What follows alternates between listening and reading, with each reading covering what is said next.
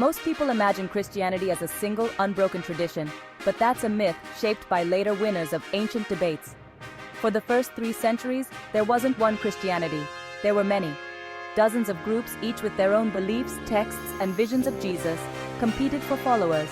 Some saw Jesus as a spirit, others as a prophet, some as God incarnate, and others as a human adopted by God.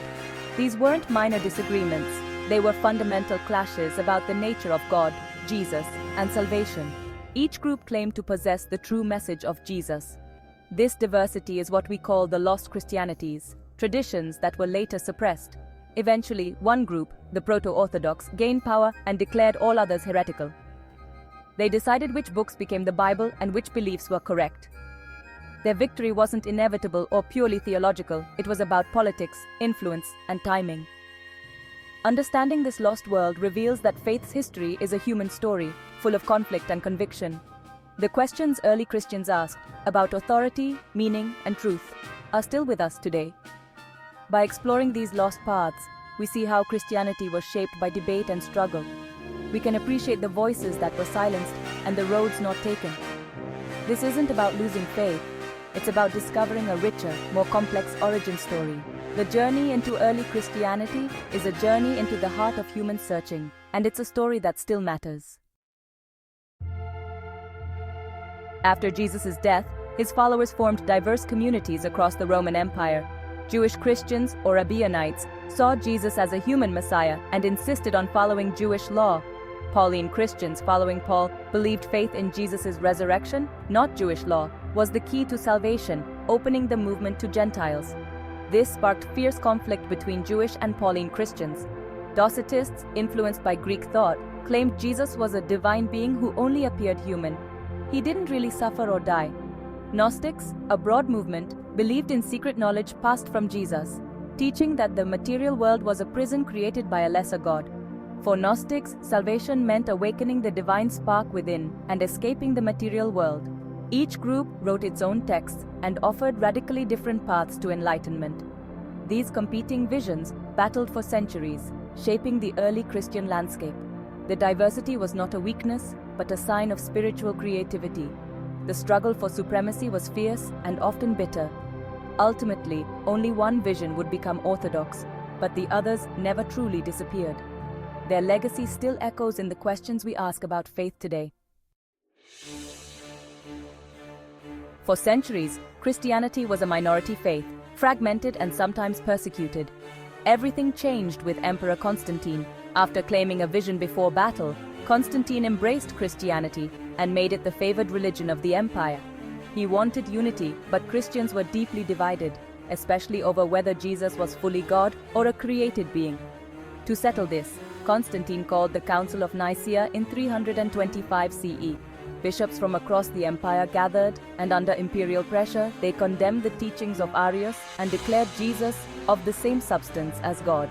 The Nicene Creed became the official standard. Dissent was now a threat to imperial unity. The line between church and state blurred. The Proto-Orthodox, now simply Orthodox, gained the power to define Christianity. Dissenting bishops were exiled, heretical books burned. For the first time, a single enforced standard of belief emerged. The rich diversity of early Christianity began to shrink. Imperial backing turned one version of faith into the dominant force for centuries. The Council of Nicaea marked the birth of orthodoxy and the narrowing of Christian diversity. The consequences would shape Western civilization. The New Testament's 4 Gospels weren't always the only stories about Jesus. Dozens of other Gospels circulated, each offering unique perspectives. The Gospel of Thomas, discovered in 1945, is a collection of secret sayings, some familiar, others mystical, emphasizing inner wisdom over faith in the cross. The Gospel of Mary gives Mary Magdalene a leading role, challenging male authority and hinting at early debates over women's leadership. Other texts, like the Infancy Gospel of Thomas, tell fantastical stories of Jesus' childhood, stories church leaders found undignified. The Proto-Orthodox chose the 4 Gospels that best supported their theology and authority. The rest were labeled heretical and destroyed. By narrowing the canon, the Church created a unified narrative and silenced alternative voices. The lost Gospels remind us that early Christianity was far from monolithic. their rediscovery challenges us to rethink what was left out and why. The story of Jesus was once far more varied than we've been told. Gnostics were the proto-Orthodox Church's most radical challengers. They sought direct personal experience of the divine, not blind faith or church hierarchy. For Gnostics, salvation came from awakening to secret knowledge, gnosis, not from following rules or rituals. They saw the material world as a flawed prison, created by a lesser god, and believed some humans carried a divine spark within. Jesus for them was a messenger who brought the wisdom to free our spirits. This worldview rejected the Old Testament's God and threatened church authority. Gnosticism empowered individuals, undermining the bishop's control. Orthodox leaders saw this as a dangerous threat to unity and doctrine. The battle between mysticism and hierarchy shaped the future of Christianity. When Christianity became Rome's official religion, its role shifted dramatically. What began as a movement of the marginalized became a tool for imperial control. The cross, once a symbol of suffering, now marched with armies. Emperors and missionaries used Christianity to unify, conquer, and civilize new lands. During colonialism, the faith was used to justify oppression, destroy cultures, and enforce European dominance. Indigenous traditions were condemned, and conversion was often forced. The Bible was twisted to support slavery and hierarchy. Christianity's prophetic edge was dulled by its alliance with power. This history warns how easily faith can be corrupted by politics. Understanding this legacy is essential for a more honest faith today. The myth of a single unified Christianity was carefully constructed by the victors. Once the proto-Orthodox gained imperial backing, they moved to erase rivals and alternative memories. Control of texts was key. Only the chosen 27 books of the New Testament were allowed. Others were banned and burned. Church leaders like Athanasius enforced this canon, labeling all other writings as heretical. Laws made possession of heretical texts a crime. Opponents were caricatured and discredited in official writings. For centuries, we knew lost Christianities only through the hostile words of their enemies. The goal was unity and authority, a single truth, one church, one hierarchy. This model appealed to emperors seeking stability. The Orthodox leaders became the sole gatekeepers of salvation. The cost was the loss of a rich spiritual heritage. The politics of forgetting shaped the faith we know today. But the story is more complex than the official version. Learning about lost Christianities isn't just history, it's a lens for understanding faith today.